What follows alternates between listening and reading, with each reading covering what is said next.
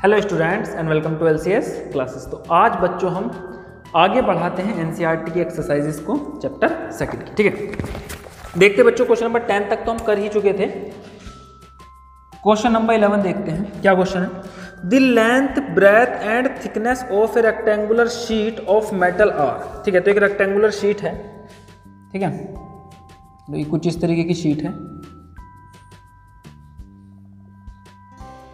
तो ये हमारे पास इस तरीके की एक शीट है। ठीक बच्चों, इस शीट की जो लेंथ है वो हमें दे रखी है 4.234 मीटर। ठीक है, और इस शीट की जो ब्रेथ है, इसकी जो चौड़ाई है वो हमें दे रखी है 1.005 मीटर, और इसकी जो हाइट है ना, शीट की जो मोटाई है वो हमें दे रखी है 2.01 सेंटीमीटर। ठीक है, give the area and the volume of the sheet to the correct significant figure. देखो ये शीट आप एक क्यूबॉइड मान सकते हो क्योंकि इसकी कुछ थिकनेस भी हमें दी हुई है ना, कुछ हाइट भी दी हुई है। ठीक है, तो अगेन मैं लिखूँ अगर लेंथ को तो 4.234 मीटर, ब्रेथ लिखूँ 1.005 मीटर, और मैं इसकी हाइट लिखूँ 2.01 सेंटीमीटर। ठीक है, तो क्योंकि देखो बाकी क्वांटिटीज़ हमको मीटर में दी हुई हैं तो हाइट को भी हम मीटर में लिख लेंगे। क्या करेंगे, डिवाइड बाई 100 कर लेंगे तो ये आ जाएगा 0.0201 मीटर। ठीक है, देखो सिग्निफिकेंट फिगर में कोई चेंज नहीं हुआ, यहाँ पर भी 3 थी, यहाँ पर भी 3 ही है। अभी हमें क्या कैलकुलेट करना है, इसका एरिया कैलकुलेट करना है, इसका वॉल्यूम कैलकुलेट करना है। तो अगर मैं इसका एरिया कैलकुलेट करूँ तो एरिया का फॉर्मूला क्या है, 2 है ना, एरिया ऑफ क्यूबॉइड का फॉर्मूला लगा दो 2LB plus BH plus HL। ठीक है, तो 2 इंटू L और B की वैल्यू रखेंगे 4.234 into 1.005 plus BH 1.005 into 0.0201 plus HL कितना हो जाएगा 2.01 इंटू L की वैल्यू 4.234। ठीक है, तो आप ये सारे प्रोडक्ट कर लेंगे और इसको फिर 2 से मल्टीप्लाई है ना, इनको ऐड करने के बाद फिर 2 से मल्टीप्लाई कर लेंगे, हमारे पास एरिया आ जाएगा। और याद रहे एरिया को हम 3 सिग्निफिकेंट फिगर में ही देंगे। जो आंसर लिखेंगे एरिया वो कितनी सिग्निफिकेंट फिगर में लिखना है, हमको 3 सिग्निफिकेंट फिगर में लिखना है। ठीक, क्योंकि यहाँ पर इन सब की प्रोडक्ट हो रही है। आई बात समझ में? ये तो ये 4 सिग्निफिकेंट फिगर में है, ये 4 में है, ये 3 में है, तो जो फाइनल आंसर होगा वो 3 सिग्निफिकेंट फिगर में हमें लिखना है। इसके बाद देखें अगर बच्चों वॉल्यूम को, तो वॉल्यूम क्या होता है LBH। ठीक है, तो यहाँ पर भी रिक्वायर्ड वैल्यूज पुट करेंगे। L क्या है यहाँ पर 4.234 इंटू B 1.005 इंटू H 0.0201। ठीक है, इन तीनों की प्रोडक्ट कर लेंगे और यहाँ पर हमारे पास वॉल्यूम आ जाएगा मीटर क्यूब में। एरिया कितने में आएगा बच्चों, मीटर स्क्वायर में। क्लियर है यहाँ तक? तो इस तरीके से इस क्यूबॉइड का हम एरिया और वॉल्यूम कैलकुलेट कर लेंगे। आगे देखते हैं next question. Question number 2.12, mass of a box measured by A grocer balance is 2.300 kilogram. ठीक है, तो इसका जो मास दे रखा है एक बॉक्स का, तो मास ऑफ बॉक्स दे रखा है हमको 2.300 किलोग्राम। इसमें सिग्निफिकेंट फिगर कितनी है बच्चों, 4 सिग्निफिकेंट फिगर हैं इसमें।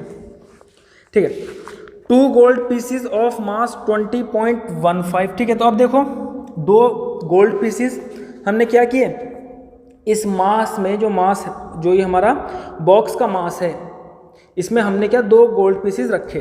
ठीक है, 2 gold pieces of mass 20.15 gram and 20.17 gram are added to the box. तो बॉक्स का मास ये रहा। अब हमने क्या डाले इसके अंदर, 2 सोने के पीसीज डाल दिए। तो मास ऑफ गोल्ड पीस 1 को M1 से लिख रहा हूँ मैं, कितना है 20.15 ग्राम, और दूसरा कितना है M2 कितना है बच्चों 20.17 ग्राम। ठीक है, अब हमें क्या करना है, इसमें बच्चों 2 पार्ट हैं। पहला पार्ट क्या है, the total mass of the box का टोटल मास निकालना है। ठीक है, तो पहले बॉक्स का मास हमें दे रखा था, उसमें अब हमने 2 सोने के पीस और ऐड कर दिए, तो टोटल मास कितना हो जाएगा MB plus M1 plus M2। इस तरीके से कैलकुलेट कर लेंगे। सेकेंड पार्ट में करना है the difference in the masses of the piece to correct significant figure. ठीक है, तो जो पीस हमें दे रखे हैं M1 M2, इनके बीच के इनका जो मासेज है उसका हमें क्या कैलकुलेट करना है, डिफरेंस कैलकुलेट करना है। तो पहला पार्ट देखते हैं, टोटल मास ऑफ बॉक्स कितना आ जाएगा MV plus M1 plus M2। अभी देखो जब हम क्वांटिटीज़ को ऐड करते हैं तो उनकी यूनिट क्या बनाते हैं, सेम बनाते हैं। तो इनको भी किलोग्राम में लिख लेंगे, तो ये किलोग्राम में कितना हो जाएगा भाई, ग्राम को किलोग्राम में बनाओगे तो डिवाइडेड बाय क्या करना पड़ेगा, 1000 करना पड़ेगा, तो आ जाएगा 0.02015 किलोग्राम, और M2 आ जाएगा हमारे पास 0.02017 किलोग्राम। ठीक है, 1000 से इन दोनों को डिवाइड कर देंगे तो टोटल मास आ जाएगा 2.300 प्लस 0.02015 प्लस 0.02017, इन तीनों को ऐड कर देंगे। तो 2.300 में ऐड करना है 0.02015 और 0.02017, ऐड करते हैं इनको बच्चों। ठीक है, 7 5 12, एक कैरी पहुंच गया, बने 3 0 2 और 2 4 3.2। ठीक, तो ये आ गया 2.34032। अब ध्यान से देखो, एडिशन में हमने नियम पढ़े हैं। क्या नियम पढ़े हैं हमने एडिशन में बच्चों? एडिशन में जो हमारा आंसर होता है उसमें हम सिग्निफिकेंट फिगर को ध्यान में रखते हैं, डेसिमल के बाद नॉन जीरो डिजिट को देखते हैं। तो आप देख सकते हो यहाँ पर डेसिमल के बाद एक प्लेस तक है ना, एक नॉन जीरो डिजिट है, बाकी इनको जीरो, इनको काउंट नहीं करेंगे। यहाँ पर डेसिमल के बाद कौन सी प्लेस पे, देखो ये 4 नॉन जीरो डिजिट हो गई है ना, जीरो, उसके बाद फिर 4 डिजिट और भी हैं, तो ये टोटल 5 डिजिट काउंट होंगी। यहाँ पर याद रखेंगे डेसिमल के बाद जो नॉन जीरो डिजिट पहली ही क्या है, 3 है, उसके बाद जो लास्ट के जीरो होते हैं उनको हम काउंट नहीं करते है ना। अगर लास्ट में यहाँ पर जीरोज आते हैं तो उनको एडिशन में हम काउंट नहीं करते। ठीक है, यहाँ पर भी डेसिमल के बाद 5 डिजिट है। तो देखो यहाँ पर जो पहली संख्या है डेसिमल के बाद सिर्फ 1 डिजिट है यहाँ पर है ना, बाकी तो 0 0 इनको काउंट नहीं करेंगे। यहाँ पर डेसिमल के बाद 5 डिजिट है, यहाँ पर भी डेसिमल के बाद 5 डिजिट है। तो एडिशन में जो हम आंसर लिखते हैं है ना करेक्ट सिग्निफिकेंट फिगर में, तो उसमें क्या होता है बच्चों, डेसिमल के बाद जिसमें मिनिमम नॉन जीरो डिजिट होंगी उतने में ही आंसर देना होगा। ठीक है, तो डेसिमल के बाद सिर्फ एक डेसिमल प्लेसेस तक हमें आंसर देना है, तो ये हो जाएगा, इसको राउंड ऑफ कर देंगे। इसके बाद देखो 5 से छोटी संख्या है तो 2.3 किलोग्राम, ये इसका आंसर हो जाएगा। आई बस, इसके बाद हमको इन मासेस का डिफरेंस निकालना है, तो बड़े मास से छोटे मास को घटा देते हैं। ठीक, डिफरेंस ऑफ मासेस कितना हो जाएगा बच्चों, M2 माइनस M1, घटा लो इनको, तो 20.17 ग्राम माइनस 20.15। अब देखो यूनिट तो सेम थी तो चेंज करने की जरूरत ही नहीं है। ठीक है, तो आंसर कितना है 0.02 ग्राम। ठीक है, ध्यान से देखो, यहाँ पर भी डेसिमल के बाद 2 डिजिट है, यहाँ पर भी डेसिमल के बाद 2 डिजिट है, तो फाइनल आंसर भी डेसिमल के बाद 2 ही डिजिट है। तो लास्ट डिजिट क्योंकि नॉन जीरो है तो इसको भी हम प्रॉपर डिजिट काउंट करेंगे ना, 2 डिजिट आ जाएंगी। ठीक, तो ये इसका आंसर होगा। नोट करिए इसको, आगे बढ़ते हैं। यस, आगे देखते हैं बच्चों क्वेश्चन नंबर 13। देखते हैं क्या क्वेश्चन है बच्चों 13, पढ़ेंगे ध्यान से मेरे साथ इसको। The physical quantity P is related to 4 observables A, B, C and D as follows. ठीक है, तो कोई फिजिकल क्वांटिटी P है ना, जो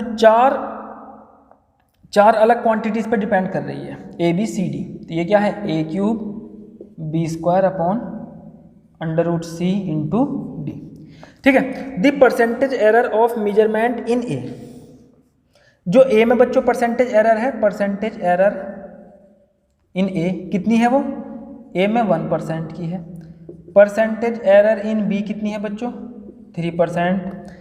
परसेंटेज एरर इन C कितनी है, 4%। And percentage error in D दे रखी है हमको 2%। ठीक है, what is the percentage error in the quantity P? तो पहले तो हमें P की परसेंटेज एरर कैलकुलेट करनी है। ठीक है भाई, कर लेंगे। उसके बाद if the value of P calculated using the above relation turns out to be, अगर देखो इन रिलेशंस का, ऊपर रिलेशन का हमने यूज करके P की वैल्यू को निकाला और जो P की एक्चुअल वैल्यू आई है वो कितनी आई है, 3.763। To what value you round off the result. ठीक है, तो आप ये जो रिजल्ट है जो P कैलकुलेट किया है इसको कितनी डिजिट तक राउंड ऑफ करना चाहोगे ये हमें बताना है। ठीक है, तो सबसे पहले परसेंटेज एरर इन P कैलकुलेट करते हैं। तो हमने पढ़ा है रिलेटिव एरर का फॉर्मूला, दोबारा बना देता हूं मैं। ठीक है, मल्टीप्लाई और डिवाइड में अगर टर्म्स एक है ना, दोनों तरफ सिंगल टर्म्स होती हैं और ये मल्टीप्लाई डिवाइड में दी हुई हैं डिफरेंट क्वांटिटीज। तो यहाँ अगर मैं रिलेटिव एरर का फॉर्मूला कैसे बना सकता हूँ, del P upon P equal to, देखो पावर आगे आ जाती है 3 del A upon A plus power इसकी कितनी है, स्क्वायर है बी का, तो 2 del B upon B plus C का देखो सी के ऊपर पावर क्या है, अंडर रूट लगा है, तो अंडर रूट का मतलब यही तो होता है सी टू दी पावर 1/2, तो 1/2 आगे आ जाएगा डेल सी अपॉन सी, और प्लस डी की पावर 1 है तो डेल डी अपॉन डी। ठीक है, और इस फॉर्मूले को परसेंटेज एरर में बदलना बहुत आसान है, मल्टीप्लाई बाय 100 कर दीजिए, तो ये कितना हो जाएगा, del P upon P into 100, ये क्या आ जाएगी, परसेंटेज एरर इन पी। इसी तरीके से 3 del A upon A into 100 percentage error in A, 2 del B upon B into 100 plus 1/2 del C upon C into 100 plus del D upon D into 100। ठीक है, ये भी क्या आ जाएगा, इन सबकी परसेंटेज एरर आ जाएगी। ठीक, तो ये कितना हो जाएगा, 3 del A upon A into 100 कितना है बच्चों, है ना, परसेंटेज एरर इन ए 1%, तो 3 इंटू 1 प्लस 2 इंटू 3, ठीक है, प्लस 1/2 इंटू 4 प्लस 2, है ना, इतने परसेंट की परसेंटेज एरर किसकी निकल के आ गई है, पी की निकल के आ गई। तो ये आ गया हमारे पास percentage error in P equal to कितनी आ गई, 3 प्लस 3 दूनी 6 प्लस 2 दूनी 4 2 प्लस 2, तो 6 3 9 2 11 2 13 13%। तो 30% क्या है बच्चों, ये del P upon P into 100, ये आ गया हमारे पास 30। ठीक है, दोनों तरफ परसेंट भी लगा सकते हो, परसेंटेज एरर आ गई। अब देखो इसको अगर मैं और आगे सॉल्व आउट करूं, मतलब अगर मैं पी की रिलेटिव एरर फाइंड करूं, तो रिलेटिव एरर कितनी आ जाएगी, del P upon P equal to 100 divide में पहुंच जाएगा और ये आ जाएगा 0.13। ठीक है, अब देखो डेल पी अपॉन पी का जो रेशियो है रिलेटिव एरर है, वो हमारे पास डेसिमल के पास 2 प्लेसेस दे रखे हैं। टोटल सिग्निफिकेंट फिगर कितनी है, इसमें 2 सिग्निफिकेंट फिगर है। तो अगर मुझे पी का रिजल्ट दिया होगा तो उसको भी मैं क्या करना चाहूँगा, 2 सिग्निफिकेंट फिगर में ही राउंड ऑफ करना चाहूँगा। ठीक है, तो जो पी की कैलकुलेटेड वैल्यू थी, मैं चाहूँगा इसको भी मैं क्या कर सकूँ, इसको भी, क्योंकि एरर का और जो मेन क्वांटिटी इनका रेशियो 2 सिग्निफिकेंट फिगर में है, तो इसको भी हम चाहेंगे इसको भी 2 सिग्निफिकेंट फिगर में ही आंसर करें। ठीक है, तो पी को मैं क्या लिख सकता हूँ, P can be written as 3 point, यहाँ देखो राउंड ऑफ करेंगे, 7 के बाद संख्या 5 से बड़ी है तो इसको ऐड कर देंगे तो 3.8। ठीक है, तो ये आप चाहे तो पी की वैल्यू पुट कर सकते हैं 2 सिग्निफिकेंट फिगर में। क्लियर है यहाँ तक? चलिए आगे बढ़ते हैं बच्चों, नेक्स्ट क्वेश्चन देखते हैं। नेक्स्ट क्वेश्चन है क्वेश्चन नंबर 14। क्या क्वेश्चन है, a book with many printing errors contain 4 different formulae for the displacement y. ठीक है, तो वाई बच्चों एक तरीके का क्या है, डिस्प्लेसमेंट है। ठीक है, एक तरीके का डिस्प्लेसमेंट है, और एक किताब है जिसमें बहुत सारी गलतियां हैं, उस किताब में से 4 फॉर्मूले लिए गए हैं। ठीक है, पहला मैं फॉर्मूला लिख लेता हूं। पहला फॉर्मूला है क्या है, y equal to A sine 2 pi T by T. ठीक है, B y equal to A sine velocity into time. ठीक है, और y इक्वल टू क्या है, A by T sine T by A. इस तरीके से जो डी चौथे नंबर का फॉर्मूला है, y equal to a under root 2 sine 2 pi T by t plus cos 2 pi T by t. Clear है यहाँ तक? यहाँ पर बच्चों ए क्या है, मैक्सिमम डिस्प्लेसमेंट। ए क्या है हमारे पास, मैक्सिमम डिस्प्लेसमेंट। मतलब देखो, मतलब इसको मैं डिस्प्लेसमेंट ही लिख के लेता हूँ, चलो इसको लिख दूँ मैक्सिमम डिस्प्लेसमेंट, है ना। तो डिस्प्लेसमेंट की जो यूनिट बनती है वो लेंथ की यूनिट बनती है। ठीक, वी क्या है, speed of particle, v speed of particle. ठीक है, और जी हमारे पास टी है time period of motion, time period of motion. ठीक, और देखो यहाँ पर स्मॉल टी नहीं दिया है, तो स्मॉल टी भी क्या है बच्चों, इसकी भी टाइम की यूनिट ही बनेगी। ठीक है, तो देखो मैक्सिमम डिस्प्लेसमेंट का मतलब क्या, हमने पीरियोडिक मोशन देखा है। ठीक है, पीरियोडिक मोशन में एक पार्टिकल अपनी मीन पोजीशन के दोनों तरफ वाइब्रेट करता रहता है। ठीक है, अपनी मीन पोजीशन से मैक्सिमम जितना डिस्प्लेस होता है उसको हम क्या बोलते हैं, मैक्सिमम डिस्प्लेसमेंट। उसको किससे डिनोट करते हैं, ए से डिनोट करते हैं। कैपिटल टी होता है टाइम पीरियड, मतलब एक साइकिल कंप्लीट करने में उस पार्टिकल को कितना समय लग रहा है, इसको कैपिटल टी बोलेंगे। ठीक है, टी क्या होता है, टाइम, और y क्या होता है डिस्प्लेसमेंट, कि t टाइम, देखो a की वैल्यू फिक्स होती है, कैपिटल T की वैल्यू फिक्स होती है, और जो टाइम होता है किसी पर्टिकुलर टाइम पर ये अपनी पोजीशन से कितना शिफ्ट हो चुका था, है ना। हो सकता है किसी टाइम पर ये इतनी हाइट पर हो तो टाइम की वैल्यू t हो जाएगी, y डिस्प्लेसमेंट हो जाएगी। किसी टाइम पर ये यहाँ तक पहुँच गया हो, ठीक है, तो उस टाइम पर y की वैल्यू चेंज हो जाएगी। तो यहाँ पर y टाइम के साथ चेंज होता रहता है क्योंकि पार्टिकल कंटिन्यूसली मोशन में है, ठीक है। y क्या है, y होती है पार्टिकल की present displacement from mean position, A क्या होती है maximum displacement.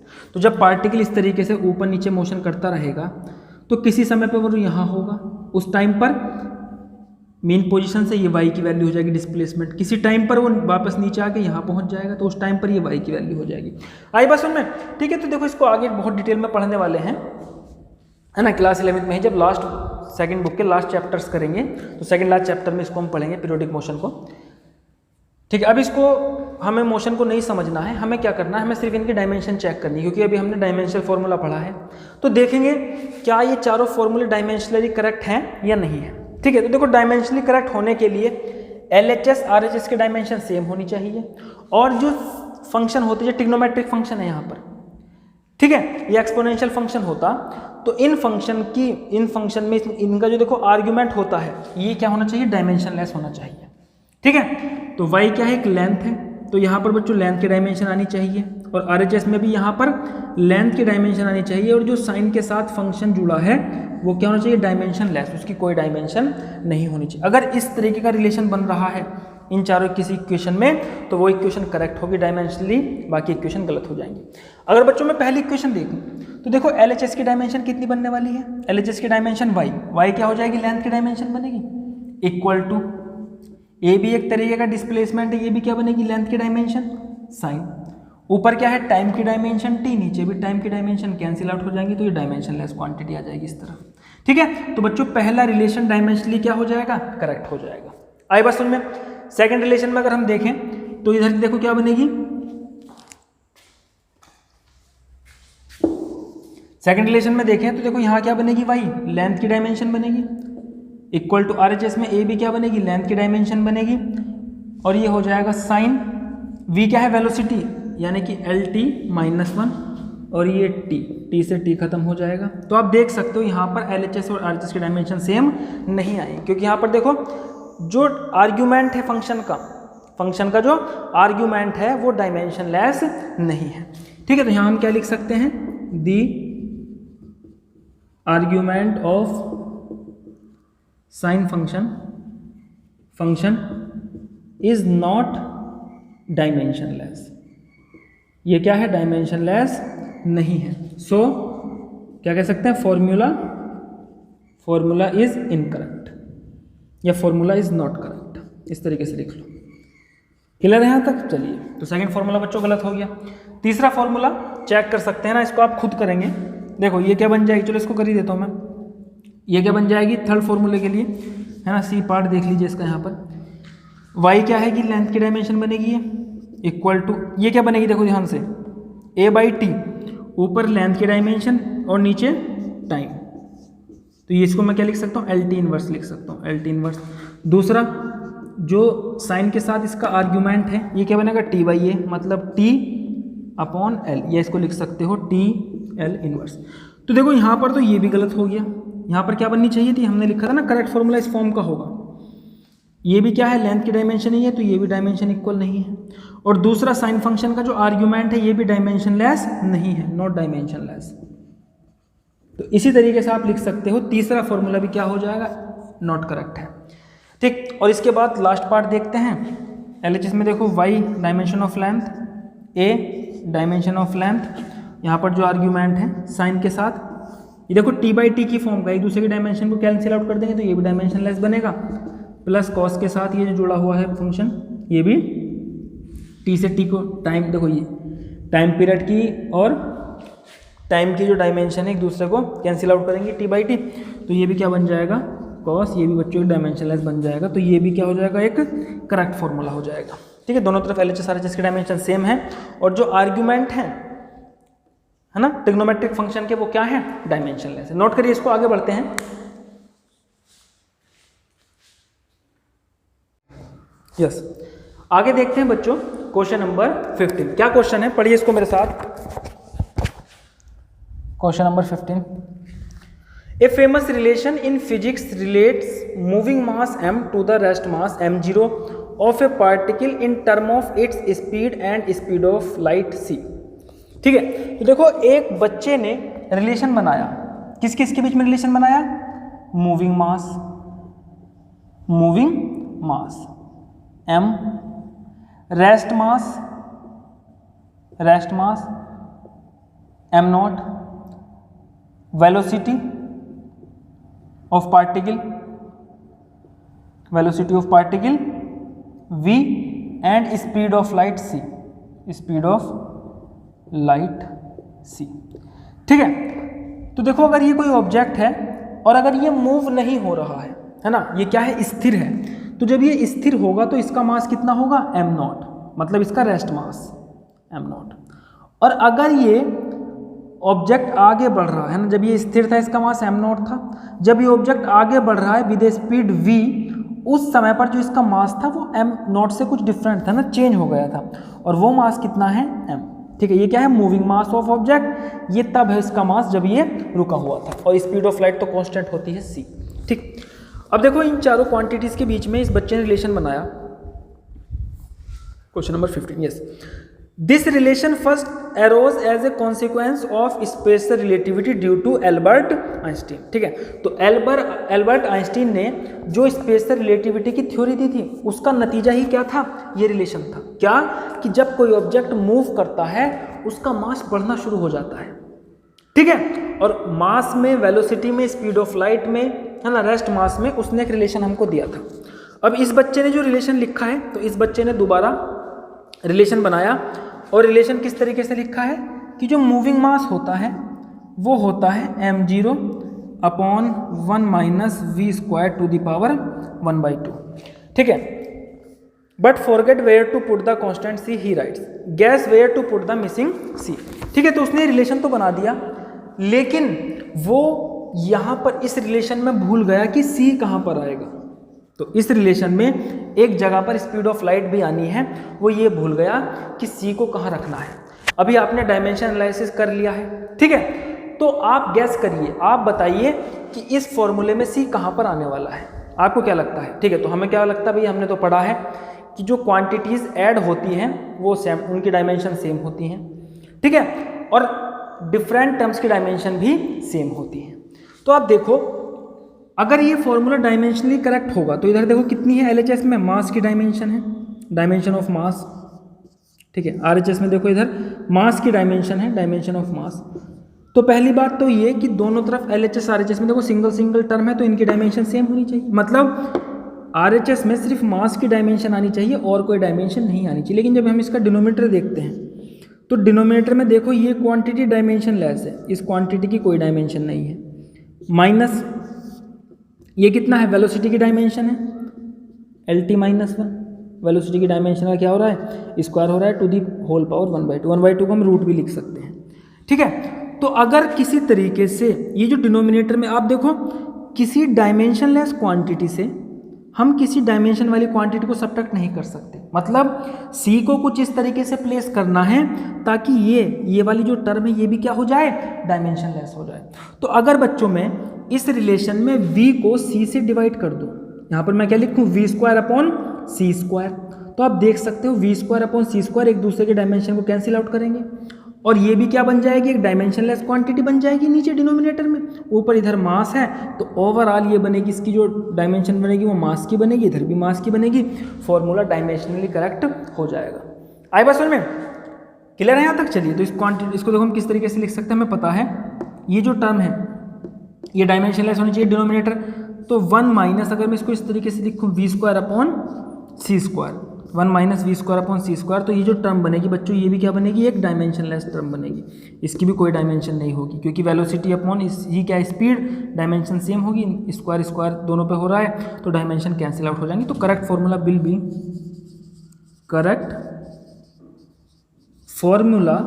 B, correct formula क्या होगा इस केस में, m = m0 upon under root 1/2 को लिख सकते हो, अंडर रूट 1 माइनस v²/c²। तो ये क्या हो जाएगा बच्चों, करेक्ट फॉर्मूला हो जाएगा। क्लियर है यहाँ पे?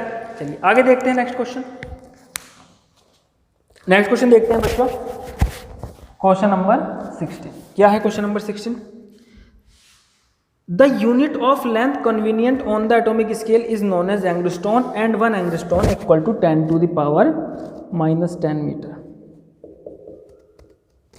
ठीक है, कि जब हम एटॉमिक स्केल पे बात करते हैं, है ना, एटम के साइज, एटम से रिलेटेड स्टडी करते हैं, तो उस केस में जो डिस्टेंस होती है वो 10⁻⁻10 के ऑर्डर की होती है। तो उसको हम प्रैक्टिकली 1 एंगस्ट्रॉन लिख लेते हैं, है ना, आसानी होती है। ठीक, आगे देखो, the size of the hydrogen atom is about 0.5 angstrom. तो साइज से वैसे थिकनेस से मतलब होता है, लेकिन जो 0.5 एंगस्ट्रॉन होती है वो हाइड्रोजन एटम की बच्चों रेडियस होती है। ठीक है, तो अगर मेरे पास कोई हाइड्रोजन एटम है, उसकी जो रेडियस होगी वो कितनी होगी, 0.5 एंगस्ट्रॉन। इसको मैं मीटर में बना सकता हूँ, 0.5 एंगस्ट्रॉन। आप इसको क्या लिख सकते हो, 0.5 × 10⁻⁻10 मीटर। या फिर अगर साइंटिफिक नोटेशन में लिखोगे तो 5 × 1 पॉइंट इधर शिफ्ट करो, 10⁻1, है ना, माइनस में इंक्रीज हो जाएगी, 10⁻11 मीटर। आई बात समझ में? तो ये हमने क्या लिख लिया, हमने इसकी रेडियस को मीटर में लिख लिया हाइड्रोजन एटम की। आगे क्या दे रखा है, what is the total atomic volume in metre cube of 1 mole of hydrogen atom. ठीक है, अब देखो ध्यान से, ये तो हमें एक हाइड्रोजन एटम की क्या दे रखी है, रेडियस दे रखी है। अगर मैं कहीं पर 1 मोल हाइड्रोजन एटम लूँ, 1 मोल समझते हो ना, उसमें कितने एटम होने चाहिए, एवोगाड्रो नंबर के बराबर 6.023 × 10⁻23 नंबर ऑफ मॉलिक्यूल्स होने चाहिए।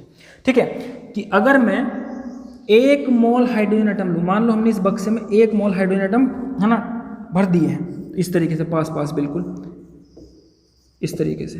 ठीक है, कि जब हम 1 मोल हाइड्रोजन एटम लेंगे तो 1 मोल हाइड्रोजन एटम का वॉल्यूम कितना हो जाएगा।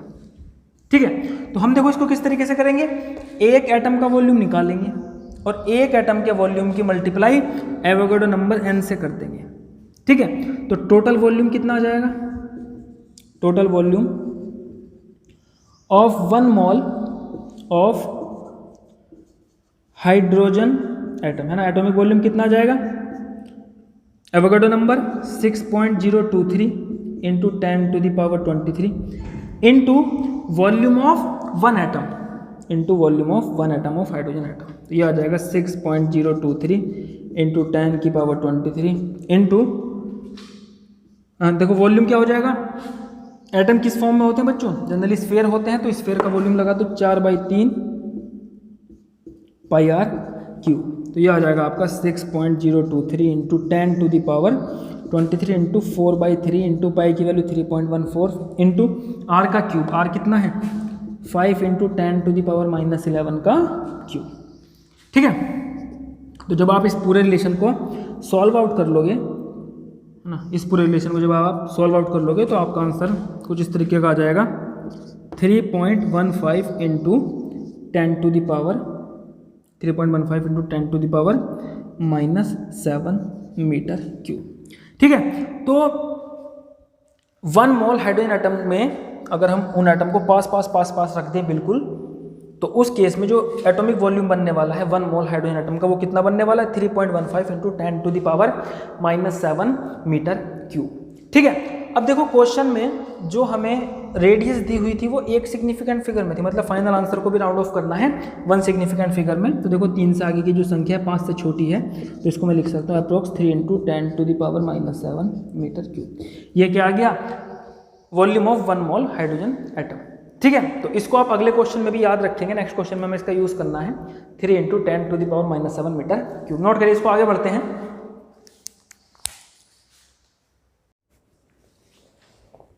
यस, आगे देखते हैं बच्चों क्वेश्चन नंबर 17। पढ़िए इसको मेरे साथ, क्या क्वेश्चन है, question number 17। 1 mole of an ideal gas at standard temperature and pressure occupies 22.4 litre. ठीक है, तो आइडियल गैस का जो 1 मोल होता है वो कितना वॉल्यूम घेरता है स्टैंडर्ड टेम्परेचर प्रेशर पर, 22.4 लीटर। ठीक है, इसका मोलर वॉल्यूम दे रखा है, 1 मोल गैस का जो वॉल्यूम दे रखा है स्टैंडर्ड टेम्परेचर एंड प्रेशर पर। ठीक है, तो ये मान लेते हैं बच्चों एक बीकर है ना, इस बीकर का जो वॉल्यूम है वो कितना 22.4 लीटर है, और इसके अंदर जो गैस है आइडियल गैस, ठीक है, आइडियल गैस क्या होती है बच्चों, जो ये इक्वेशन फॉलो करे PV = nRT, है ना। इसको आगे पढ़ेंगे गैस इक्वेशन को, तो उसको आइडियल गैस बोलते हैं, काइनेटिक थ्योरी में पढ़ते हैं और केमिस्ट्री में भी बहुत डिटेल में पढ़ते हैं। ठीक, तो देखो यहाँ पर जो टेम्परेचर प्रेशर क्या है, स्टैंडर्ड है, मतलब रूम टेम्परेचर है, और प्रेशर है अप्रोक्स 27 डिग्री सेंटीग्रेड का टेम्परेचर है और लगभग 1 atm का प्रेशर है। तो उस केस में जो वॉल्यूम है गैस का 1 मोल का, यहाँ पर जो कितने मॉलिक्यूल हैं 1 मोल। ठीक है, इनका जो वॉल्यूम बच्चों कितना दे रखा है 22.4 लीटर दे रखा है। आगे हमें बताना है what is the ratio of the molar volume to the atomic volume of the mole of hydrogen atom. ठीक है, अब देखो एटॉमिक वॉल्यूम हम कैलकुलेट कर चुके हैं, एटॉमिक वॉल्यूम हम कैलकुलेट कर चुके हैं, है ना। अभी पिछले क्वेश्चन में क्या था हमने, हाइड्रोजन एटम का वो कितना आया था, लगभग 3 × 10⁻⁷ मीटर। और मोलर वॉल्यूम हमें कितना दे रखा है, मोलर वॉल्यूम 22.4 लीटर। ठीक है, 22.4 लीटर, ये भी क्या है 1 मोल एटम का वॉल्यूम है, ये 1 मोल मॉलिक्यूल का वॉल्यूम है। ठीक है, अब देखो इस वॉल्यूम को भी हम क्या बनाएंगे, ये मीटर क्यूब में आता है, सॉरी जो वॉल्यूम होता है बच्चों किस में आता है, वो मीटर क्यूब में आता है, ये भी किस में आएगा, मीटर क्यूब में आएगा। तो इसको भी मीटर क्यूब में बदल लो। तो हमने रिलेशन क्या पढ़ा है, 1000 लीटर = 1 मीटर क्यूब, ये आपने पढ़ा होगा ना। तो 1 लीटर कितना हो जाएगा, डिवाइड कर देंगे, 1/1000 मीटर क्यूब, या इसको मैं लिख सकता हूँ 10⁻³ मीटर क्यूब। तो यहाँ पर मोलर वॉल्यूम आ जाएगा 22.4 इंटू लीटर को मीटर में बदल लेंगे 10⁻³ मीटर क्यूब। ठीक है, अब मुझे क्या निकालना है बच्चों, इनका रेशियो निकालना है, किसका, मोलर वॉल्यूम का किसके साथ, एटॉमिक वॉल्यूम के साथ। इनका जो रेशियो आ जाएगा, ऊपर क्या रखेंगे, मोलर वॉल्यूम 22.4 × 10⁻³ और नीचे आ जाएगा 3 × 10⁻⁷। ये ऊपर जाके प्लस हो जाएगा, तो ये कितना बचेगा 10⁴, 3 से काटो इसको, 3 × 7 = 21, एक आया 3 × 4 = 12, ठीक है 20, 3 × 6 = 18। तो अप्रोक्स देखो इसको राउंड ऑफ करोगे एक सिग्निफिकेंट फिगर में तो 7 ही आ जाएगा, 7 × 10⁴, और यूनिट से यूनिट खत्म हो जाएगी। तो ये इसका इतना रेशियो आ गया। आगे देखो इसको, why is this ratio so large, ये रेशियो इतना अधिक क्यों है। ठीक है, अभी देखो रेशियो अधिक इसलिए है, जब हमने एटॉमिक वॉल्यूम निकाला था तो हमने एटम को बिल्कुल पास रखा था, है ना। हमने मान लिया था इनके बीच में बिल्कुल भी खाली जगह नहीं है। और जब स्टैंडर्ड टेम्परेचर प्रेशर की बात करते हैं तो उस केस में बच्चों मॉलिक्यूल्स की डिस्टेंस बहुत अधिक होती है। ठीक है, तो ये रेशियो इतना अधिक इसलिए है, आप देख सकते हो एटॉमिक वॉल्यूम तो बहुत कम आया था 1 मोल का, और 1 मोल का मॉलिक्यूलर वॉल्यूम इतना अधिक आया है क्योंकि जब मॉलिक्यूलर वॉल्यूम में हमने जो 1 मोल गैस ली है उसको स्टैंडर्ड टेम्परेचर प्रेशर पर रखा है, मतलब उन मॉलिक्यूल्स के बीच की डिस्टेंस बहुत ज़्यादा है। आई बात समझ में। तो अगर मॉलिक्यूल दूर दूर होंगे तो वो स्पेस भी अधिक कवर करेंगे, मतलब उनका वॉल्यूम भी अधिक होगा। तो यहाँ हम क्या लिख सकते हैं, molecules of gas are far apart from each other, so ratio is so large, इसलिए ये रेशियो कितना अधिक है। आप देख सकते हो जो गैस का जो मोलर वॉल्यूम है और एटॉमिक वॉल्यूम का रेशियो कितना 10⁴ है ना, इस रेंज का आया है, अप्रोक्स 70,000, तो 70,000 गुना अधिक मॉलिक्यूलर वॉल्यूम है एटॉमिक वॉल्यूम से। तो इसका कारण यही है, यहाँ पर मॉलिक्यूल्स क्या हैं, दूर दूर हैं, एटम हमने बिल्कुल पास रखे थे, उनके बीच में बिल्कुल भी फ्री स्पेस नहीं कंसिडर किया था। आई बस में चलिए आगे बढ़ते हैं बच्चों, नेक्स्ट क्वेश्चन देखते हैं, क्वेश्चन नंबर 2.18। क्या क्वेश्चन है, explain this common observation clearly, इस ऑब्जर्वेशन को अच्छे से एक्सप्लेन करो। If you look out of the window of A fast moving train, the nearby trees, houses, etc. seems to move rapidly in a direction opposite to the train motion, but the distant object, hills, tops, moons, star, etc. seem to be stationary. In fact, since you are aware that you are moving, these distant objects seems to move with you. ठीक है, तो देखो बहुत simple सा statement है और हम parallax तो पढ़ ही चुके हैं, तो उसके बेसिस पर आसानी से इसको एक्सप्लेन कर सकते हैं। क्या कहा गया है हमसे?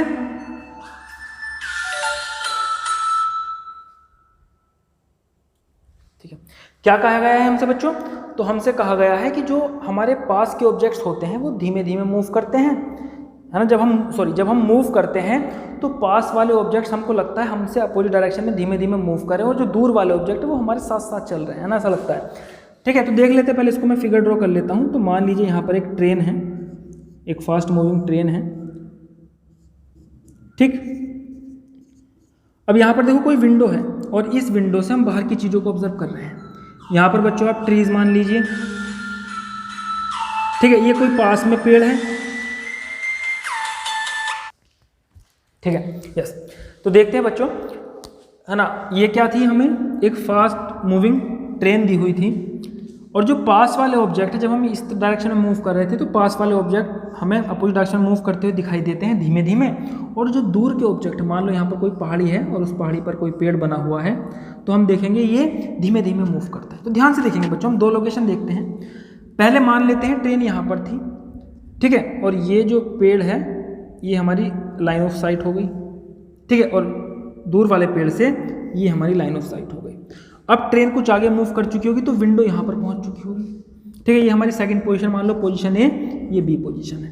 अब पोजीशन ए से ये हमारी लाइन ऑफ साइट हो गई, और दूसरी साइड ऑफ ये हो गई हमारी। तो इस एंगल को मान लेते हैं θ1 और इस एंगल को मान लेते हैं θ2। तो आप देख सकते हो जो पास वाले ऑब्जेक्ट्स हैं, जब हम मूव कर रहे हैं तो यहाँ पर जो पैरेलक्स एंगल है वो बहुत तेज़ी से चेंज हो रहा है ना। जब आप यहाँ पर थे और यहाँ से जब यहाँ पर पहुँचे तो ये देखो कितना बड़ा पैरेलक्स एंगल बना, ये छोटा सा पैरेलक्स एंगल बना। आई बात समझ में? जो लाइन ऑफ साइट से एंगल बन रहा है वो पास वाले ऑब्जेक्ट का तेज़ी से चेंज हो रहा है। आप देख सकते हो जो θ1 है वो बहुत अधिक है θ2 से, और अगर अब ऑब्जेक्ट बहुत ज़्यादा दूर हो, है ना, ऑब्जेक्ट बहुत ज़्यादा दूर हो तो ये एंगल और छोटा हो जाएगा, θ3 एंगल और छोटा हो जाएगा। और जैसे हमारे स्टार्स हो गए, सन हो गए, जब हम मूव करते हैं तो वहाँ पर जो पैरेलक्स एंगल है वो 1 सेकंड का भी नहीं बन पाता, बिल्कुल भी नहीं बन पाता। तो उस केस में हमें क्या लगता है, हमारी लाइन ऑफ साइट चेंज नहीं होती है, और लाइन ऑफ साइट चेंज नहीं होगी तो हम देखते हैं, हम मूव करते हैं, ऐसा लगता है जो स्टार्स हैं वो हमारे साथ साथ ही चल रहे हैं। आई बात समझ में? तो सिंपल सा रीज़न है कि जो पास वाले ऑब्जेक्ट हैं जब हम मूव करते हैं तो लाइन ऑफ साइट से जो जिस एंगल से हम देख रहे होते हैं वो लाइन ऑफ साइट का जो एंगल है ये वाला वो तेज़ी से चेंज होता है, इसलिए वो हमें तेज़ी से पीछे की तरफ मूव करते हुए दिखाई देते हैं। जो थोड़े दूर वाले ऑब्जेक्ट हैं उनका जो एंगल है पैरेलक्स एंगल वो बहुत कम बनता है, जब हम मूव करते हैं तो लाइन ऑफ साइट से जो एंगल बन रहा होता है वो धीमे धीमे चेंज होता है, और जो बहुत अधिक दूर ऑब्जेक्ट है उनका एंगल चेंज नहीं होता। ठीक है, तो आप सीधे सीधे लिख सकते हैं the angle formed by line of sight, ठीक है, the angle formed by line of sight changes at a larger rate for nearby objects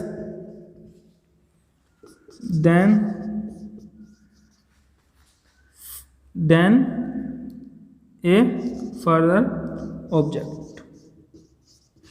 ठीक है, तो जो दूर ऑब्जेक्ट है ना, कोई फार ऑब्जेक्ट है, उसके मुकाबले जो नियर बाई ऑब्जेक्ट्स हैं उनका लाइन ऑफ साइट से बनने वाला एंगल तेजी से चेंज होता है। सो नियर बाई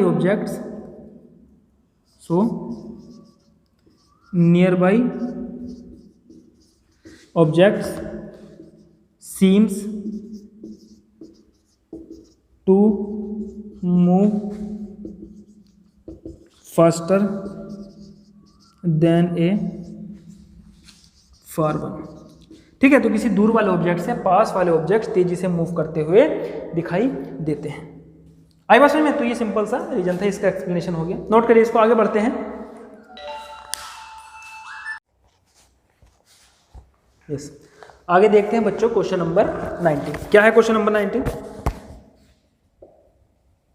देखेंगे ध्यान से।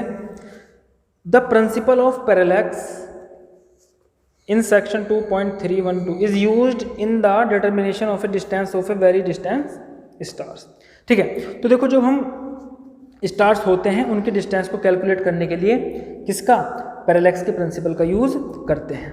The base line A B is the line joining the earth with two location 6 months apart in its orbit around the sun. ठीक है, तो ध्यान से देखो, मान लीजिए ये बीच में एक सन है ना, हमारा सन हो गया, ठीक, और ये क्या है, अर्थ है जो इसके चारों तरफ रिवॉल्व कर रही है। ठीक है, तो अर्थ 6 months अपार्ट, देखो 6 महीने पहले अर्थ यहाँ थी और 6 महीने बाद क्या पहुँच जाएगी, दूसरे छोर पर पहुँच जाएगी।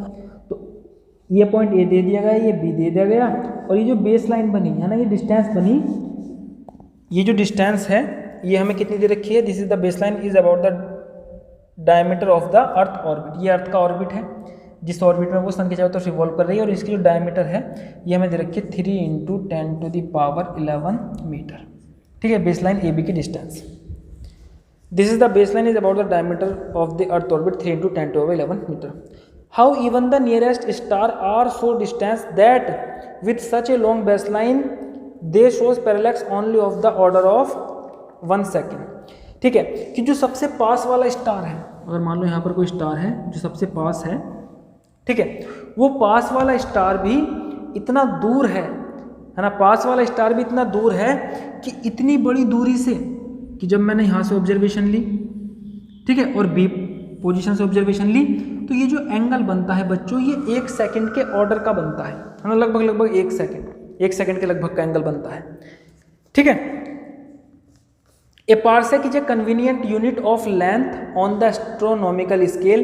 It is the distance of an object that will show a parallax of 1 second of arc from opposite end of a baseline equal to the distance from the earth to the sun. How much is the parsec in term of meter? अब ध्यान से देखो, है ना, देखो convenient unit हम parsec use करते हैं जब हम स्टार्स की डिस्टेंस को मेजर करते हैं, और पार्सेक को मैं पहले भी आपको, है ना, थ्योरी में कवर करा चुका हूं, फिर भी देख लेते हैं। पार्सेक क्या डिस्टेंस होती है? पार्सेक डिस्टेंस होती है कि जब आपने जो बेस लिया है, बेस कितना लेना है, अर्थ और सन के बीच की दूरी का ना, ये 1 एस्ट्रोनॉमिकल यूनिट। 1 एस्ट्रोनॉमिकल यूनिट अगर हमारा बेस है, उस केस में जो एंगल बने किसी पोजीशन से, किसी लोकेशन से जो एंगल बने, वो कितना बने, 1 सेकेंड का एंगल बने। ठीक है, ये इसको कैसे लिख सकते हो, इस तरीके से 1 सेकेंड का एंगल। जो बेस लाइन कितनी लेनी है, 1 एस्ट्रोनॉमिकल यूनिट, एंगल कितना बनेगा, 1 सेकेंड का। उस समय पर जो रेडियस होगी, उस डिस्टेंस को क्या बोलेंगे, 1 पार्सेक। 1 पार्सेक, ठीक है, मैंने आपको लिखा भी रखा है। 1 पार्सेक क्या डिस्टेंस होती है, जो बेस लाइन होती है वो होती है 1 एस्ट्रोनॉमिकल यूनिट। एंगल अगर 1 सेकंड का बने, उस केस में जो ये रेडियस आती है इसको बोलते हैं 1 पार्सेक। हमें बताना है ये जो पार्सेक डिस्टेंस है ये मीटर में कितनी होने वाली है।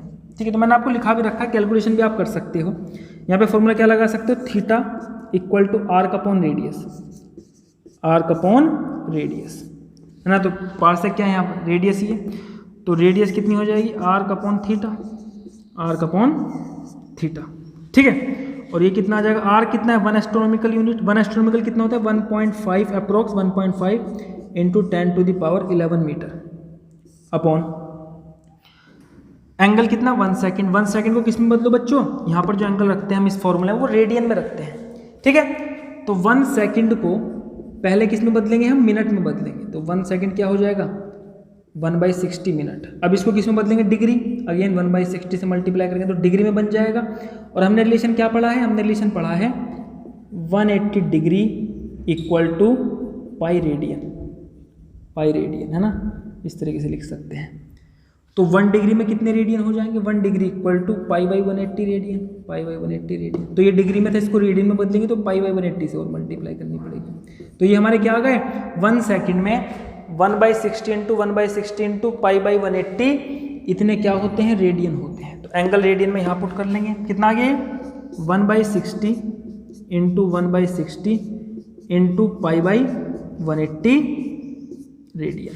ठीक है, अब इसको सॉल्व आउट करेंगे, जो डिस्टेंस आएगी ये कितना, 10⁻11 मीटर, वो डिस्टेंस कितनी होगी, 1 पार्सेक, और इसको मीटर में यहाँ से कैलकुलेशन कर सकते हैं। तो रेट डिस्टेंस आ जाएगी, मल्टीप्लाई में पहुँचा 1.5 इंटू 10⁻11, ये ऊपर पहुँच जाएंगे डिनोमिनेटर 60 इंटू 60 इंटू 180 और डिवाइडेड बाई पाई, पाई कितना हो जाएगा 3.14। जब आप इसको कैलकुलेशन सॉल्व आउट करोगे तो ये आएगी लगभग 3.084 इंटू 10⁻16 मीटर, और इसको ही हम क्या बोलते हैं 1 पार्सेक। 1 पार्सेक, ठीक है। तो ये 1 पार्सेक डिस्टेंस को हमने मीटर में कैलकुलेट कर लिया। आगे बढ़ते हैं बच्चों, देखते हैं नेक्स्ट क्वेश्चन। कौन सा क्वेश्चन नंबर 2.20 क्या है 20th question. The nearest star to our solar system is 4.29 light years away, ठीक है। कि जो सबसे पास वाला स्टार है उसकी डिस्टेंस भी कितनी है, उस स्टार की डिस्टेंस कितनी, वो कौन सा स्टार है बच्चों, अल्फा गैलेक्सी। अल्फा गैलेक्सी हमारे सोलर सिस्टम से सबसे पास में जो स्टार है, और वो डिस्टेंस भी इतनी अधिक है, वहाँ तक लाइट को पहुँचने में कितना समय लगता है। लाइट की स्पीड आपको पता है ना, लगभग 3 लाख किलोमीटर पर सेकंड होती है। तो 3 लाख किलोमीटर लाइट 1 सेकंड में चलती है, और स्टार तक पहुँचने में उसको कितना समय लग जाता है, 4.29 ईयर्स। 4.29 ईयर्स, हाँ, लगभग 4.25 साल लग जाते हैं, ठीक है। और जो सूरज है वो कितना दूर है, वहाँ पर लाइट कितने पहुँच जाती है, 8 मिनट 20 सेकंड में पहुँच जाती है। तो आप मान सकते हो कितनी अधिक दूर पर क्या है, बाकी तारे हैं, ठीक। चलिए अब देखो, show that how much parallax would this star named Alpha Galaxy show when viewed from 2 location of the earth 6 months apart in its orbit around the sun, ठीक है। तो देखो पहले तो हमें ये डिस्टेंस पार्सेक में बदलनी है ना, how much is distance in term of parsec. और उसके बाद हमें क्या निकालना है, उसके बाद हमें निकालना है कि जब हम 6 months अपार्ट, ठीक है, 6 months अपार्ट अल्फा गैलेक्सी को ऑब्जर्व करते हैं तो कितना पैरेलैक्स बनता है, कितना पैरेलैक्स एंगल बनता है। तो ध्यान से देखेंगे, पहले ये जो डिस्टेंस कितनी दे रखी है बच्चों, 4.29 लाइट ईयर। तो डिस्टेंस हमें दे रखी है 4.29 लाइट ईयर्स। अब इस लाइट ईयर्स को किस में बदलेंगे बच्चों, पहले हम लाइट ईयर डिस्टेंस को हमें पार्सेक में बदलना है। तो आप कन्वर्जन याद रखेंगे, 1 लाइट ईयर होता है 0.307 पार्सेक, 0.307 पार्सेक, ठीक है। तो जो अल्फा गैलेक्सी की डिस्टेंस है, अल्फा गैलेक्सी, हाँ, अल्फा गैलेक्सी जो स्टार, इसकी जो डिस्टेंस है बच्चों, alpha galaxy sorry alpha century, ठीक है, अल्फा सेंचुरी जो स्टार है इसकी जो डिस्टेंस है वो कितनी है, 4.29 लाइट ईयर्स था। इसको पार्सेक में बदलना है, इसकी मल्टीप्लाई किससे कर देंगे, 0.307, ठीक है। और जब आप इसको कैलकुलेट करोगे तो ये समथिंग आएगा 1 पॉइंट, है ना। इसको कैलकुलेट कर लेना, और कैलकुलेट करने के बाद कितना, 3 सिग्निफिकेंट फिगर में आंसर लिखेंगे तो ये आ जाएगा आपका 1.32 पार्सेक। ये डिस्टेंस पार्सेक में आ गई। अब सेकंड हमसे क्वेश्चन क्या पूछा गया है, ये जो स्टार है, ठीक है, ये बच्चों सन हो गया यहाँ पर,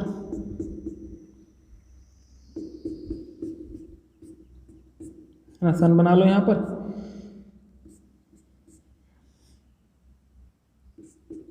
ठीक है।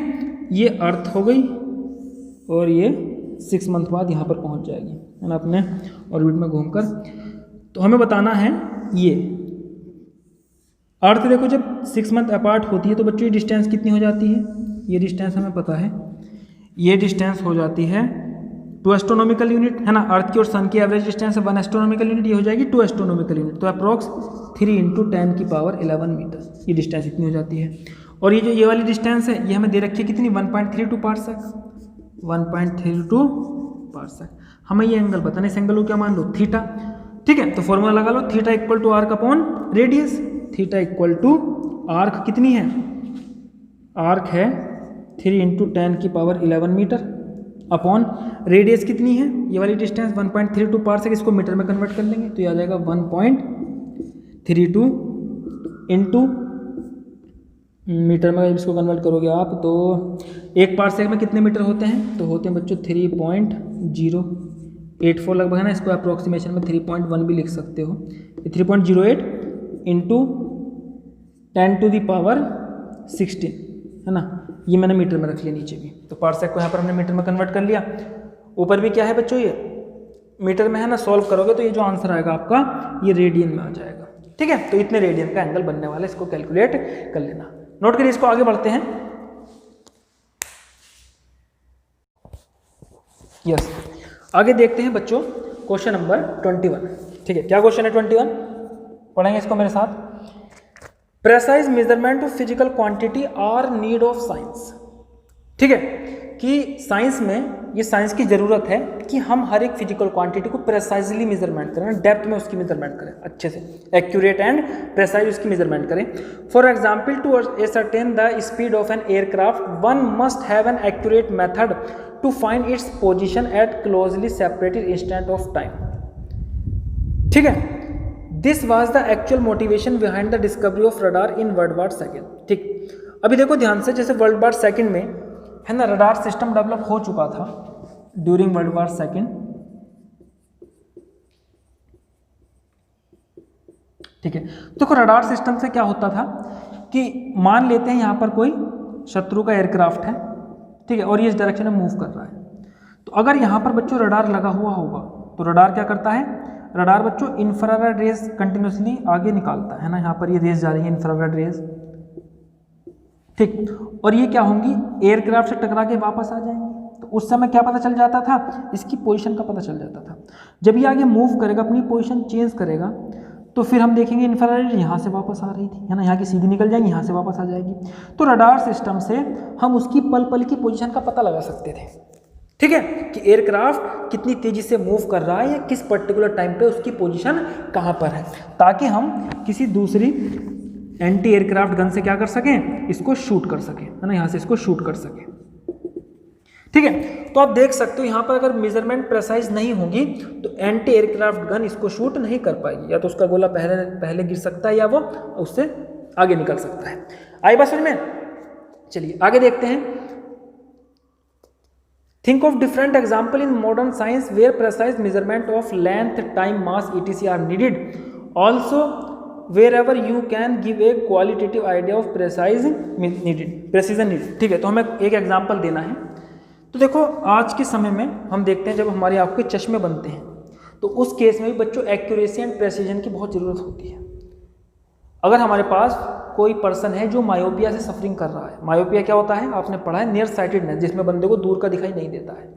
ठीक है, तो उस केस में किसी मायोपिक आई को ठीक करने के लिए जो करेक्टिव लेंस बनता है ना, कॉनकेव लेंस आपने पढ़ रखा है 10th क्लास में, कौन सा लेंस यूज़ करते हैं, कॉनकेव लेंस यूज़ करते हैं। तो उसका कितना नंबर होना चाहिए ना, उसकी फोकल लेंथ कितनी होनी चाहिए, इसके लिए ये ज़रूरी है कि आपकी आंखों के फार पॉइंट का क्या हो, बिल्कुल एक्यूरेट, बिल्कुल प्रेसाइज मेजरमेंट हो, नहीं तो आपके चश्मे का नंबर ठीक है ना, नंबर ठीक नहीं बनेगा, आपको फिर भी सही से दिखाई नहीं देगा। तो इन सभी चीज़ों में हम देखते हैं प्रेसिजन बहुत जरूरी होता है, एक्यूरेसी बहुत जरूरी होती है। ठीक है, इसको लिख सकते हैं, फॉर ए पर्सन, ये लिखेंगे for a myopic eye the precision and accuracy is necessary in measuring its far point। ठीक है, इसके दूर के पॉइंट का पता लगाने के लिए प्रेसिजन और एक्यूरेसी क्या है, जरूरी है। सो दैट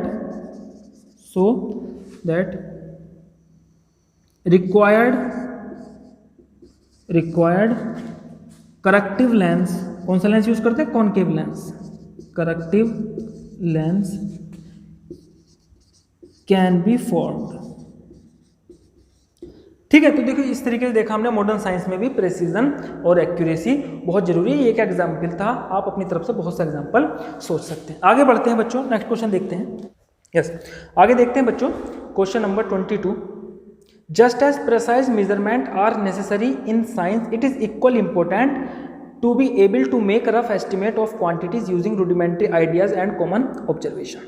ठीक है, तो जैसे प्रेसाइज मेजरमेंट या एक्यूरेट मेजरमेंट जरूरी होते हैं साइंस में, यह भी बहुत इंपॉर्टेंट होता है बच्चों कि जब आप डिफरेंट ऑब्जर्वेशन देखते हैं ना, डिफरेंट चीज़ों को आप ऑब्जर्व करते हैं, तो उस केस में उस ऑब्जर्वेशन से आपको एक रफ एस्टिमेट, रफली आइडिया लगाकर फिजिकल क्वांटिटीज कैलकुलेट करनी आनी चाहिए।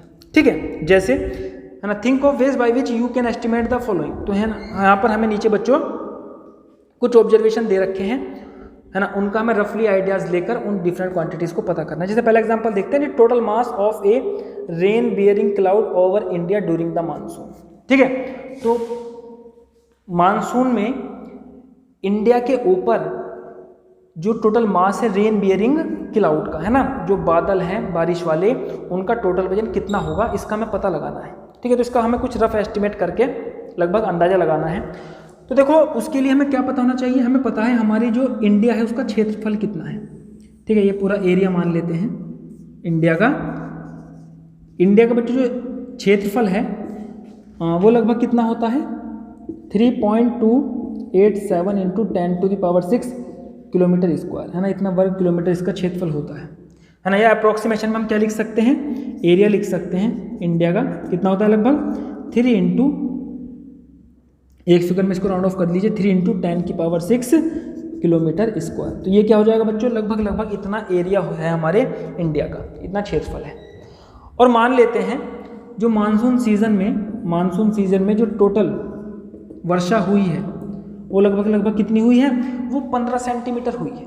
ठीक है, तो पूरे वर्षा से पूरे इंडिया पर लगभग मान लेते हैं पूरे इंडिया में वर्षा हुई है और वो कितने सेंटीमीटर हुई है, 15 सेंटीमीटर। तो उससे जो पानी जमा हो जाएगा, है ना, उससे जो पानी जमा हो जाएगा वो कितना हो जाएगा, लगभग 15 सेंटीमीटर पानी जमा हो जाएगा। ठीक है, मान लो ये बादल है ना, यहाँ पर पूरी बारिश पड़ चुकी है और उस बारिश से कितनी वर्षा हुई है, 15 सेंटीमीटर वर्षा हुई है। तो मान लेते हैं पूरी इंडिया पर कितना पानी जमा हो जाएगा, 15 सेंटीमीटर हाइट का। ठीक है, और ये जो पूरा पानी है इसका हमें मास कैलकुलेट करना है। तो मास के लिए पहले इसका वॉल्यूम कैलकुलेट करते हैं। तो एरिया कितना ले लिया हमने, जो हमारे इंडिया का एरिया था। ठीक है, और एरिया के साथ जो हाइट ली है, हाइट कितनी ली है 15 सेंटीमीटर, तो हाइट इंटू एरिया क्या आ जाएगा, वॉल्यूम आ जाएगा। ठीक है, तो वॉल्यूम ऑफ वाटर अगर मैं कैलकुलेट करूं तो वो कितना आ जाएगा, एरिया इंटू हाइट। ठीक है, अभी देखो सबको मीटर में कन्वर्ट कर लेते हैं। तो एरिया को अगर मैं मीटर में बनाऊं 3 इंटू 10⁶ इंटू किलोमीटर को मीटर में बदलेंगे तो 10⁻³ मीटर, और इसका क्या करना है, स्क्वायर करना है। तो ये आ जाएगा 3 इंटू 10⁻6 इंटू 10⁻6 किलोमीटर स्क्वायर, या लिख सकते हैं 3 इंटू 10⁻6 + 6 कितना हो जाएगा 12 मीटर स्क्वायर। तो ये क्या आ गया बच्चों, इसका एरिया आ गया। ठीक है, अगर हाइट को मैं मीटर में बनाऊँ तो हाइट कितना दे रखा है हमको, हमने मान लिया है जो हाइट है वो कितनी, बारिश जो हुई है वो कितनी है, 15 सेंटीमीटर हुई है। तो 15 इंटू 10⁻² मीटर। अब मुझे इसका वॉल्यूम निकालना है, वॉल्यूम ऑफ वाटर। तो वॉल्यूम ऑफ वाटर कितना जाएगा, एरिया इंटू हाइट, यानी कि 3 इंटू 10⁻12 इंटू 15 इंटू 10⁻²। और ये आ गया हमारे पास 15×3 = 45 इंटू 10⁻10 बचेगा। और अगर इसको मैं साइंटिफिक नोटेशन में लिखूँ 1.5 इंटू, है ना, एक डेसिमल इधर क्या आपने, तो एक पावर बढ़ जाएगी 10⁻11 मीटर क्यूब। तो ये आ गया वॉल्यूम ऑफ वाटर।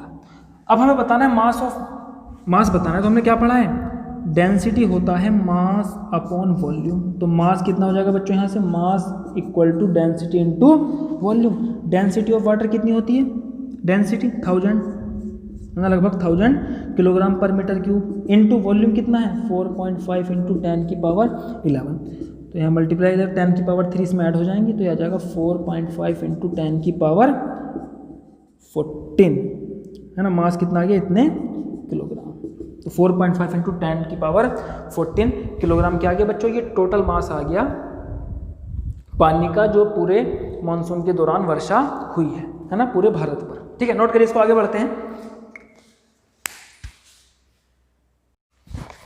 यस, आगे देखते हैं बच्चों, क्वेश्चन नंबर 22 पार्ट 2।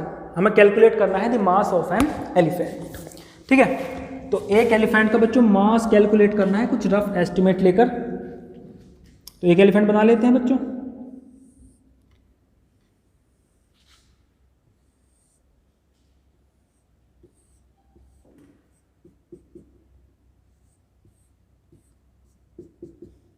ठीक है, कुछ रफ एस्टिमेट लेकर इसका मास एलिफेंट का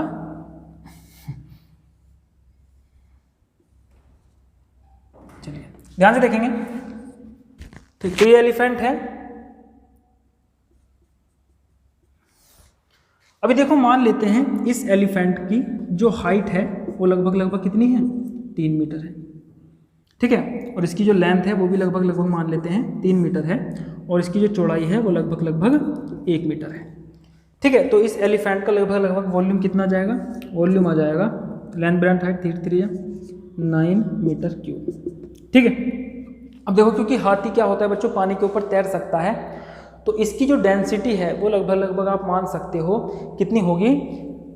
देखो वाटर की डेंसिटी कितनी होती है 1000 किलोग्राम पर मीटर क्यूब। अब हाथी क्योंकि पानी के ऊपर तैर सकता है तो इसकी डेंसिटी क्या होनी चाहिए, पानी से कम होनी चाहिए।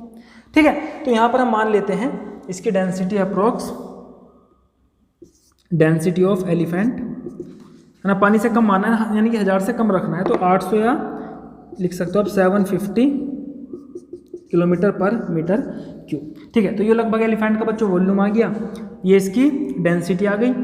अब हमें क्या निकालना है, इसका मास। तो हमने रिलेशन क्या पढ़ा, density equal to mass upon volume. तो मास कितना हो जाएगा, डेंसिटी इनटू वॉल्यूम।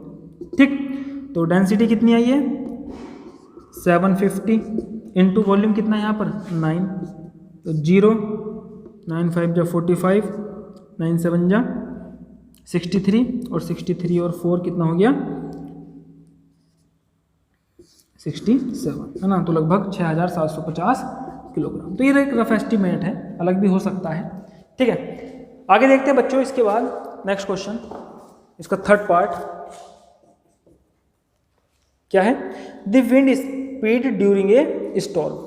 ठीक, किसी तूफान में विंड की हमें स्पीड कैलकुलेट करनी है। हमें कुछ ऑब्जर्वेशन हमारे पास है, जैसे है ना, हमारे पास यहाँ पर कोई 2 विलेजेस हैं ए बी। ठीक, इनके बीच की जो डिस्टेंस है लगभग मान लो आप 360 किलोमीटर है। ठीक है, इनके बीच की डिस्टेंस कितनी है 360 किलोमीटर है। ठीक है, और जो तूफान है ना, जो यहाँ से एक स्टॉर्म चला और वो यहाँ से लेके यहाँ तक पहुँचने में स्टॉर्म लगभग लगाता है बच्चों कितने 2 आवर लगाता है। ठीक है, 2 घंटे में स्टॉर्म ए विलेज से बी विलेज तक पहुँच गया। तो मुझे इसकी स्पीड निकालनी है। तो बच्चों speed of wind equal to distance upon time. Distance कितनी दे रखी है 360 किलोमीटर, अपॉन टाइम कितना है 2 आवर।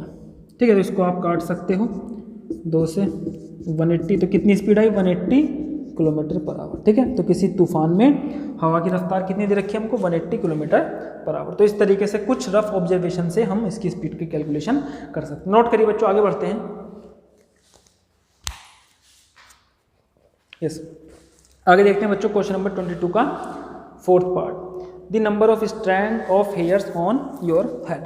ठीक है, तो किसी ह्यूमन हेड पर कितने नंबर ऑफ हेयर्स होते हैं ये हमें कैलकुलेट करना है। ठीक है, तो इसके लिए एक रफ ऑब्जर्वेशन लेते हैं। देखो यहाँ पर मैंने फिगर पहले ही बना दी है।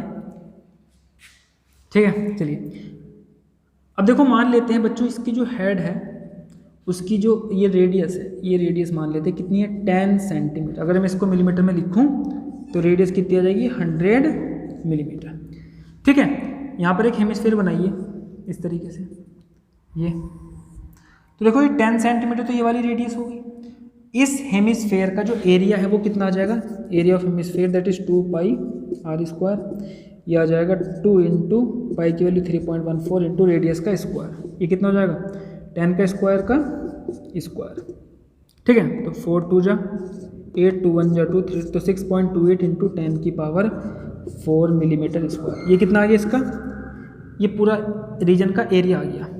अब ध्यान से सुना मेरी बात, ये जो बच्चों हमारे पास एरिया आया है, इस एरिया में आप देख सकते हो ये तो यहाँ से यहाँ तक का पूरा एरिया निकाल दिया हमने, है ना। यहाँ पर इसका माथा भी है, इसकी आंखें भी हैं, है ना, नाक भी है। ये पूरा रीजन जो है, इतने रीजन में तो हेयर है नहीं, तो हम मान लेते हैं इस पूरे हेमिस्फीयर का जो 70% पोर्शन है उसमें ये क्या है, हेयर है। ठीक है, और मान लेते हैं इसके पर मिलीमीटर स्क्वायर में, ये मान लेते हैं 1 मिलीमीटर स्क्वायर का क्या है रीजन है, और हर 1 मिलीमीटर स्क्वायर के रीजन में लगभग 8 strands of hairs present, 8 strands of hairs. ठीक है, 1 मिलीमीटर स्क्वायर एरिया में कितने बाल हैं, 8 बाल है ना, 8 स्ट्रैंड्स हैं।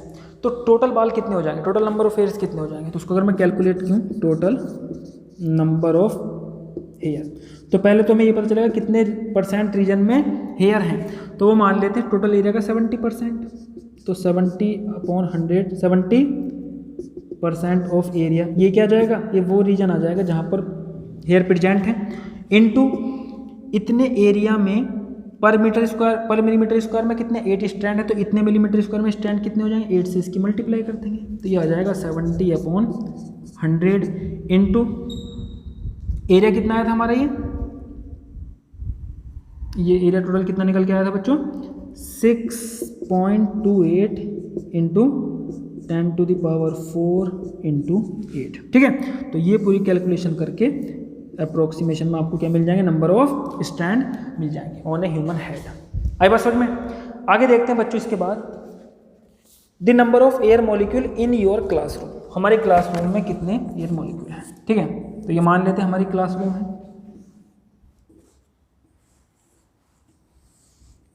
ठीक है, हमें पता करना है हमारे क्लासरूम में कितने नंबर ऑफ एयर मॉलिक्यूल्स हैं।